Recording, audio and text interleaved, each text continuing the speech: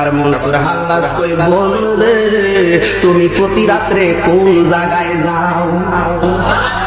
আর জোরে কন্যা সুবহানাল্লাহ। এ আমার সমাজের মা বোনেরা গো, মনসুর হাল্লাজের বোনের মতন আত্মাটারে পবিত্র কইরা লও, দেখবা আল্লাহ পাকের রহমত তোমার ঘরে হাজির হইয়া যাবে। এই মনসুর হাল্লাজের বোন ডাক দিয়া কয় ভাই রে আমি প্রতি রাত্রে যেখানে যাই তোমারে বলা যাবে না, যাবে না। এবার মনসুর হাল্লাজ ডাক দিয়া কয় বোন গো কোন জায়গায় তুমি যাও?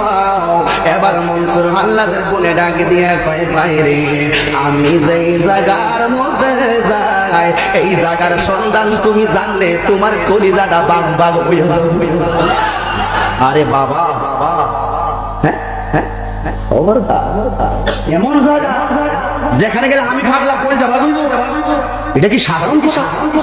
আচ্ছা কোন যদি এমন অবস্থা হয় তাইলে একটা আগ্রহ কিন্তু বেশি জাগে।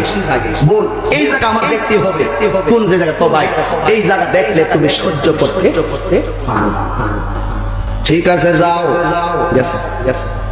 এবার 3 দিন আসলেন, মনসুর হাল্লাজ ডাক দিয়া কই বোন তুমি কোথায় যাও?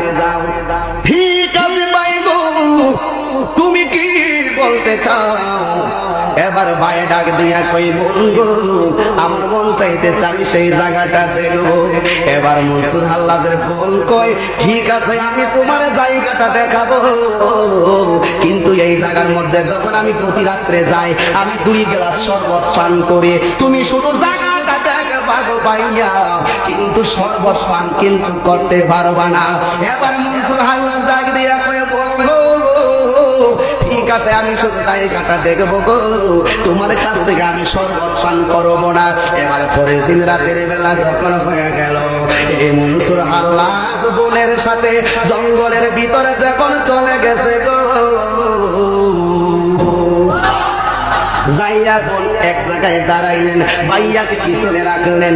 এই বোনটা যাইয়া একটা গাছ তলায় দাঁড়াইয়া আমার আল্লাহর সাথে প্রেমের কানেকশনটা যখন লাগাইয়া দিছে গো, এই 2টা হাত সামনের দিক বাড়াইয়া দিল। আমার আল্লাহর ডাকার মতন ডাকলে আমার আল্লাহ শুনে কি শুনে না? শুনে কি শুনে না?